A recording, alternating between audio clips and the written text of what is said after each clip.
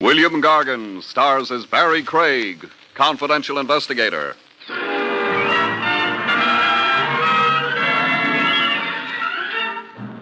One sure way to reduce the body beautiful and eliminate excess fat is horizontal living.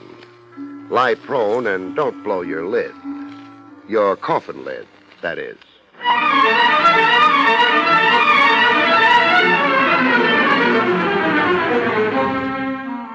The National Broadcasting Company presents William Gargan in another transcribed drama of mystery and adventure with America's #1 detective, Barrie Craig, confidential investigator.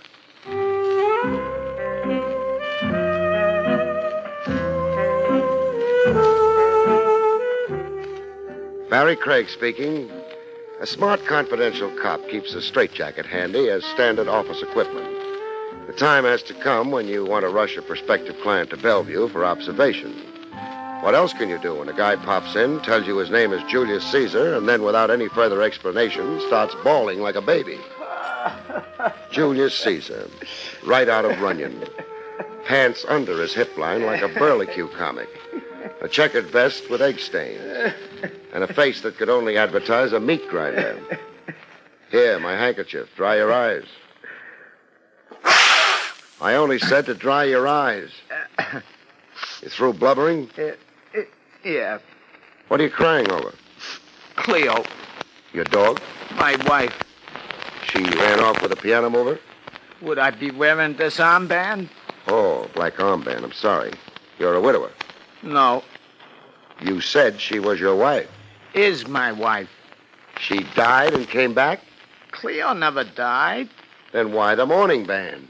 Cleo is gonna die for sure. Some incurable disease? You and me put together, Cleo is healthier. Now I'm in utter confusion. I was to a tea room. Oh, I didn't know they had pool tables and tea rooms. Look, I'm in there getting my fortune told. I'm gonna lose Cleo, it says in the tea leaves. Cleo has got to go. What's going to kill her? Not what. Who? That is what I want to know. You, maybe? Chop off my arm, I wouldn't hurt Cleo. I love this doll. That's the whole basis of your fears? Cleo didn't make out in the tea leaves? Let alone that, someone has tried to get to her already. Clear up get to her for me. Rub her out. Depart, Cleo, from my midst. Somebody tried to murder Cleo? What was I saying? Don't you know? Okay, murder. Describe the attempt, Julius. Cleo has got a medicine for pep. A hangover had her down. So she took a swallow of this stuff. What was she drinking instead? Poison. Somebody had switched the bottles on Cleo. That's the attempt? No, I got a few more. This one, for instance. Coming down the stairs. Soap. Now her spine is out of whack. Cleo leans a little. To the right or left? Left. No, right. No. Oh, I give up. Who's behind all the mayhem? I wouldn't be here if I knew. Here. 3 C's on account. I took a mortgage on a shop. Shop? Flowers. I run a flower shop over at Prince and Fort. For free, anytime I'll make you up a wreath. Oh, no thanks. Save it for Cleo. The biggest in town. When Cleo goes, it'll need a Mack truck to haul it. Here, I'll show you a picture of Cleo. In a bathing suit. Where's the bathing suit? Bikini. That's a type suit. In the picture there, Cleo's in the contest. Contest? Yeah, Mrs. Apple Pie, 1952. This is a contest for married queens who can bake. A gent who manufactures the stuff, the pies, that is, Mr. Willoughby. He's sponsoring the contest. 20 grand. 20 grand? That's the first prize. How are Cleo's chances? You've seen her picture. But I haven't tasted her pie. Smooth. It slides into your stomach. You don't even need no teeth. Cleo can't miss. Only, you see, that's what's going to get her knocked off. The envious competition. Yeah, them. Cleo's got to be stopped, somebody figures. Oh, please, don't leave me lose her. Well, I'll do my best. Where is Cleo now? Calamity House. That's a hotel this sponsor Willoughby rented out in Sheepshead Bay. The whole joint. Every contestant has got to stay there and take a turn in the kitchen. Baking pies. All week long. They judge them on the pies, and then they judge them on their looks. Calamity House. Okay, Julius, you've whet my appetite. I'll go have myself a pie.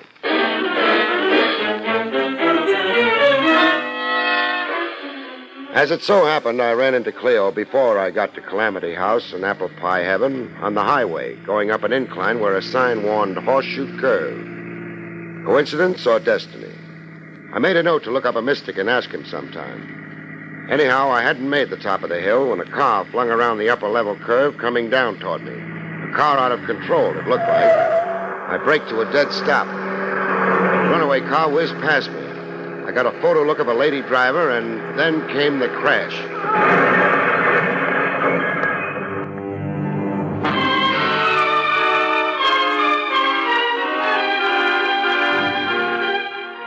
A car crash creates employment. Specialists pile in like grips at a sideshow. When the emergency squads got finished, I huddled with Lieutenant Trav Rogers. Trav had jumped at the chance to head out to Sheepshead Bay at the first radio flash. Trav liked the sea air. Cleo Odell was her name. Cleo Odell Caesar. Caesar? She was married to Julius Caesar. Her age didn't show. I'm not joking. No, you're not? All right, instruct me. Later. Meanwhile, let's get down to the whys and wherefores of the accident. Negligent driving or inexperience coming down inclines or her brakes wouldn't work. Au revoir, Cleo Odell. No good, Trav. What's wrong with my reconstruction? The cuts and gashes on the victim's face and neck. You get badly marked up and cut racing downhill into a crash? I examined the car. So did I. The safety glass cracked, but it didn't shred or splinter. Yes, that's so. I made a note of that, even wondered a bit. With no chips of glass flying about, how could she get cut up as she was? Another thing. Yes, Craig? If you checked over the corpse. I left that to Dr. Conway. I didn't. I satisfied myself. The bleeding from those cuts on her face and neck, they'd begun to dry. You're certain of that? I'm positive they couldn't be fresh wounds sustained from the crash itself. Those cuts and gashes came earlier, before the bottom of the hill. You mustered a pretty convincing story. I've got a clincher. Come over to the wreck. Take a look at the gas accelerator. All right. So? Feel around it. It's wedged to the floorboard. What's wedging it? What? Oh, wait. A pebble. This pebble was wedging the gas accelerator. I discovered that 20 minutes ago. But I had two men, Muller and Wilson. They missed the pebble. They weren't looking for evidence of foul play. No. Looked for all the world like a cut-and-dried vehicular accident. A car out of control, an unfortunate fatality. It was murder. Cleo Odell was beaten to death, beaten around the head and neck by a blunt instrument. That's where she got those cuts and gashes. The killer then sat her in the car, rigged the gas accelerator by wedging it with this pebble, switched on the ignition, sent the car down the incline. Trying for the perfect murder.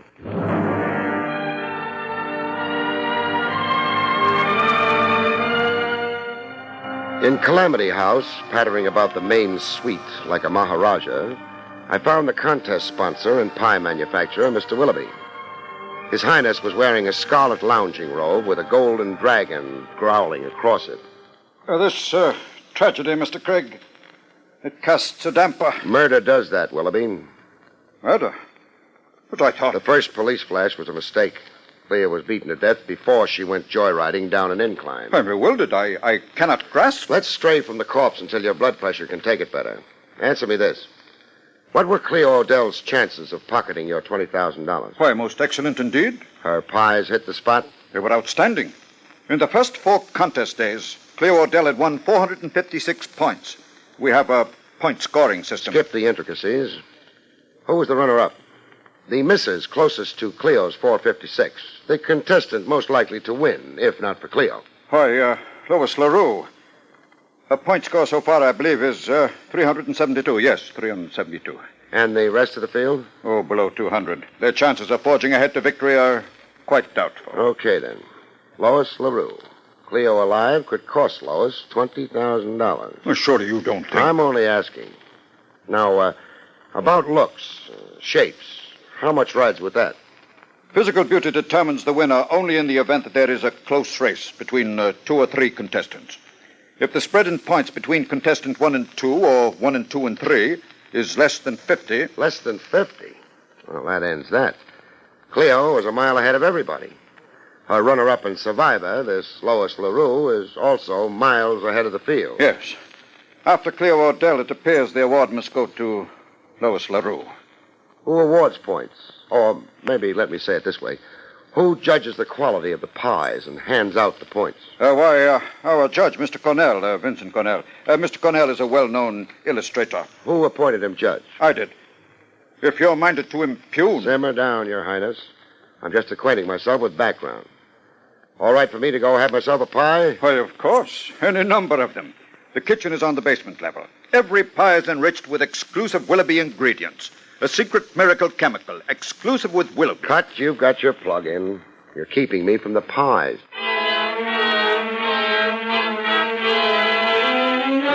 I loaded up on pies, and then I let Lois LaRue feed me vital statistics about herself. A brunette with hair of midnight black, and a cute nose that tilted at the tip like a ski jump. Her bathing suit made me feel overdressed. Lois looked like she'd been tipped off to my coming. She had soft lights and softer music going. A drink, Mr. Craig? No, thanks.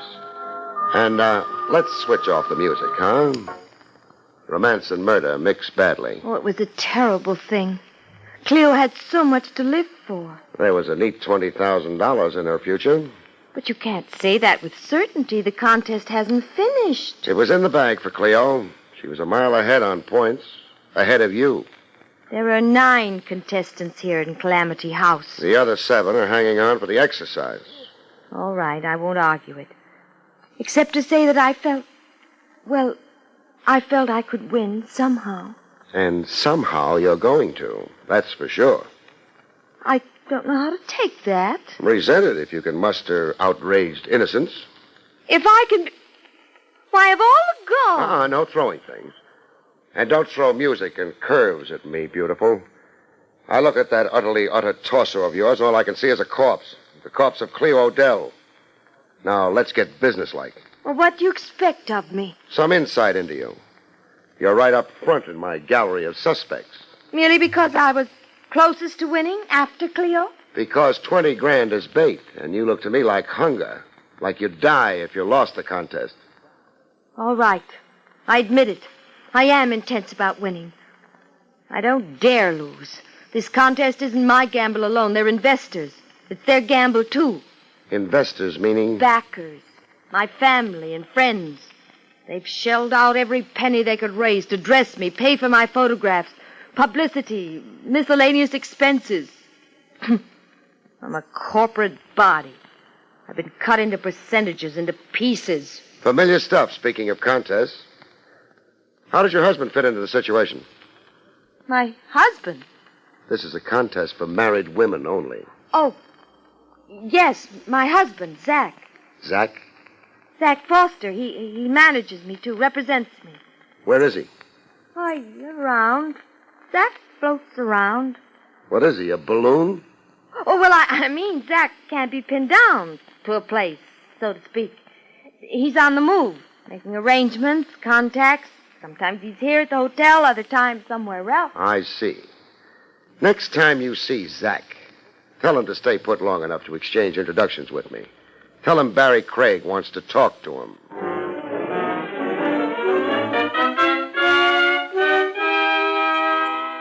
The absent husband, Zach, presented himself a little unexpectedly.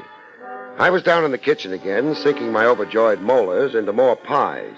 You Barrie Craig? Wait till I check my driver's license. Put your hands up. Must I? And don't put your hands up. See if I can.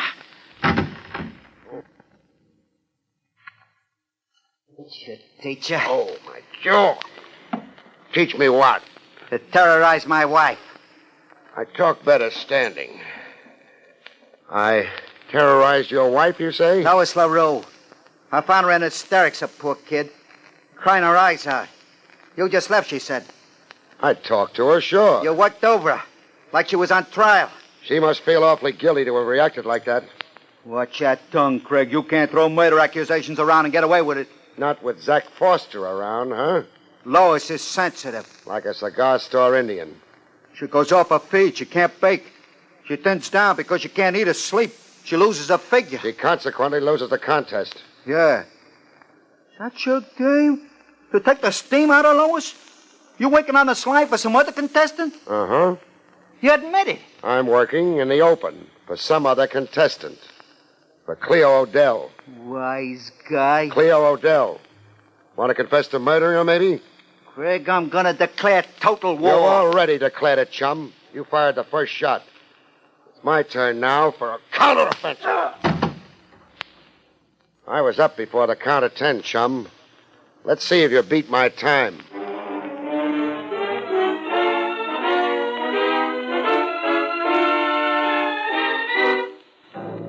One thing about a contest judge, he doesn't ever look the part. He looks nervous, like he's only doing the job because somebody's got a gun at his head. The illustrator, Vincent Cornell, gave the standard impression. Oh, how I ever got into this thing. How did you? Mr. Willoughby requested me to judge the contest as a personal favor to him. Why should that move you? Well, Mr. Willoughby is an important advertiser in magazines I do illustrating for. It was necessary goodwill that I... And you did. Now to the contest. Question. Has there been any undue pressure on you? Undue pressure? To influence you, get you to vote points. Favor some one contestant. What makes you think to ask that? Since I don't see you blow an immediate fuse, it looks like my question is very much in order. I have no answer for you. Don't make me coax too hard.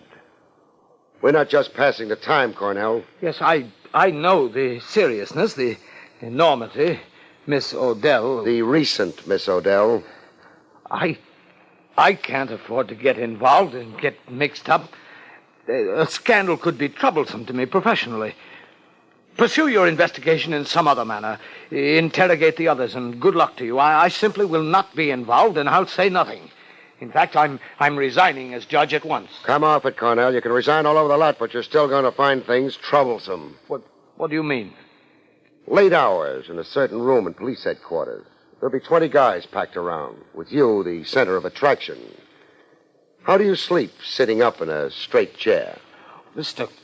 Craig, I'm confused. Tell what you know and watch the confusion evaporate. Undue influence. What about it? Well, I found myself pressed to favor Cleo Odell. Cleo Odell? You seem surprised. Yeah, I thought any pressure on you would be on behalf of the runner-up, Lois LaRue. That nice husband of hers, so-called Zach Foster. No, there were no overtures made to me, no pressure or prompting for Lois LaRue, only for the late Cleo Odell. I, in fact, questioned some 200 points I awarded her. In thinking it over later, I felt I was, influenced. Who pressured you? Mind you, it wasn't overt. It was something subtle, more insidious. Say, a notion cleverly planted in my thinking, a bias. Never mind how it was done. Who pressured you? Ow! Cornell! I've been shot. Yeah. Someone outside your window aiming a rifle. How bad is it? It hurts. Go seize... Can't. I've got to lie here, flat beside you, and keep my fingers crossed. There's a second shot coming. That was for me. Insurance in case I'd gotten the whole story out of you. Name who pressured you for Cleo. Cornell. Cornell! Not much point questioning a corpse.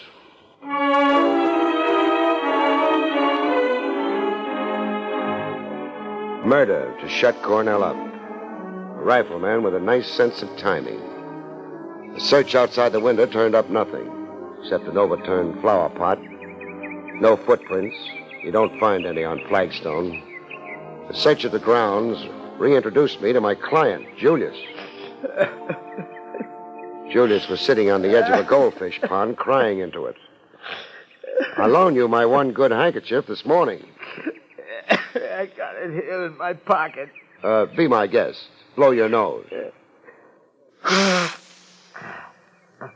You really got something to blubber about now.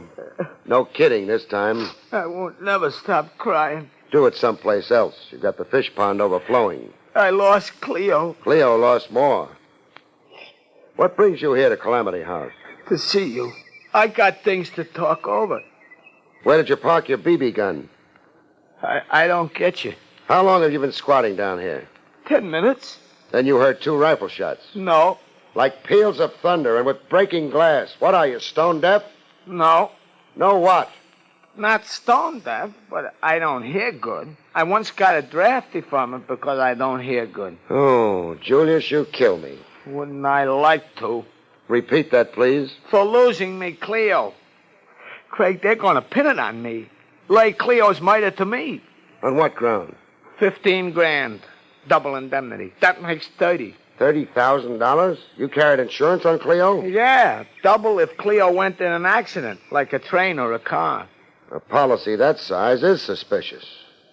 All of a sudden, I even suspect you myself, Julius. Oh, don't say that. Are there any other suspicious circumstances wrapped around that policy? Yeah, there are. You see, I got the policy only 2 weeks before. 2 weeks before Cleo went down the incline. Yeah. 2 weeks before this afternoon? Yeah, that's what. Cleo was murdered, and the killer tried awfully hard to make it look like an accident. A vehicular accident. Looks bad for me, huh? I can practically see you in the electric chair. Oh, Craig, don't say that.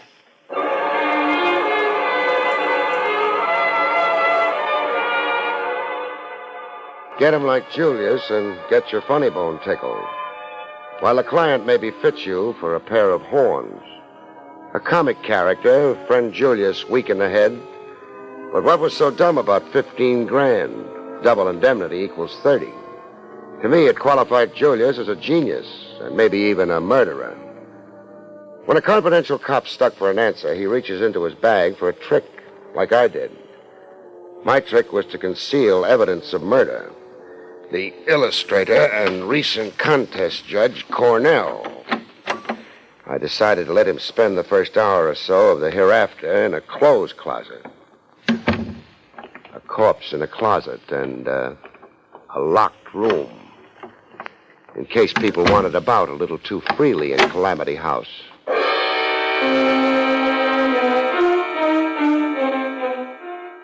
I made myself conspicuously available in Calamity House, the main lobby.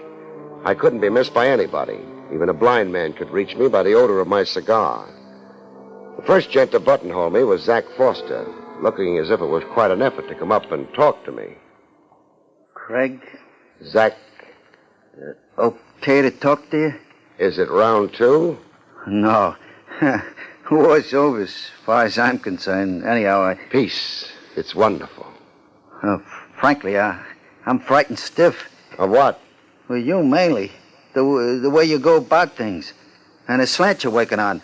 How Cleo Odell died, who killed her, and why. Did you? No. But it might fit. You might make it fit. That's why I'm scared. For me and a kid. Who's the kid? Lois. You see... You're about to make a confession. Yeah. A confession is something I think you've already guessed. That you're not married to Lois. And you did guess. No. We're in a contest on false pretenses. We don't qualify. Lois is single. I promoted her into the lie. I got her to go along with the swindle, make out she was a Mrs. Zach Foster. You just talked yourself out of 20 grand. Yeah, I know. I'm scared off. I don't want a rap we don't rate. The murder of Cleo Odell can't be laid to us. Now what, Zach? I'm going to locate the contest judge, Cornell, and make a clean breast. Tell him what I just told you. Why Lois LaRue should be disqualified. Then I'm going to clear out. I mean, if it's okay with you. It's okay with me. You just cleared yourself, all right, in a bigger way than you suspect. But stick around a while anyhow.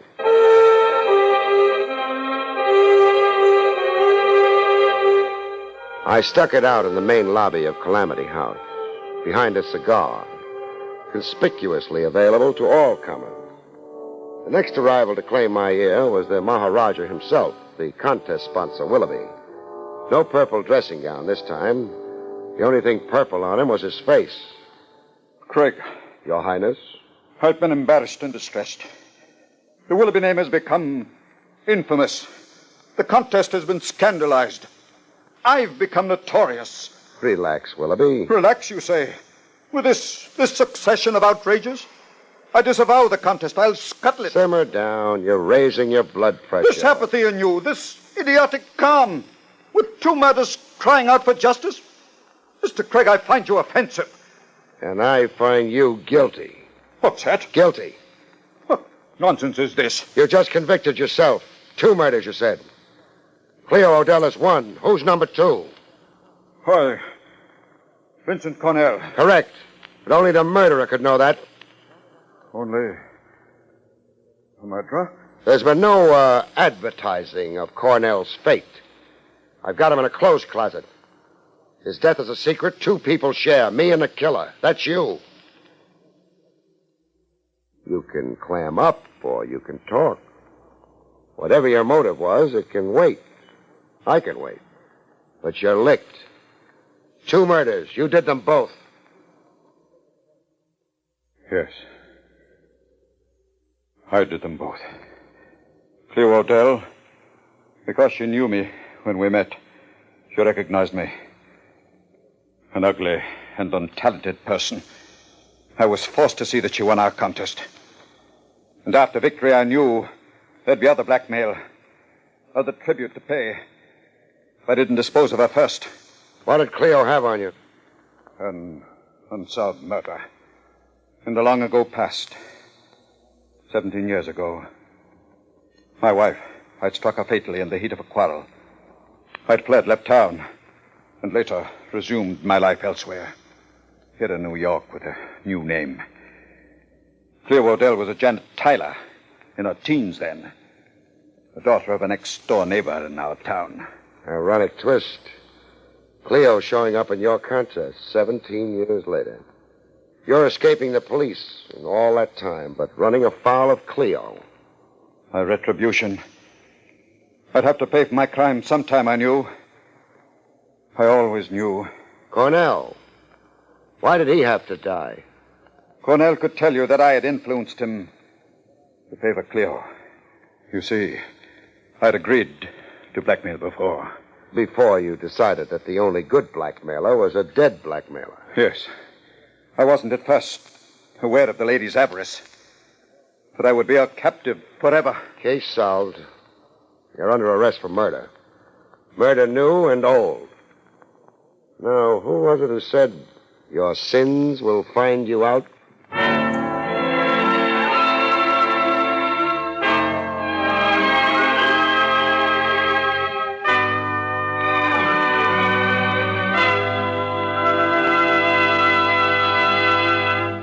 You have been listening to William Gargan in another exciting transcribed mystery drama from the adventures of Barrie Craig, confidential investigator.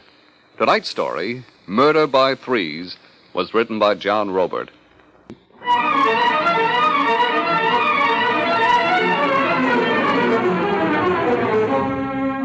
Featured in the role of Lois was Barbara Weeks.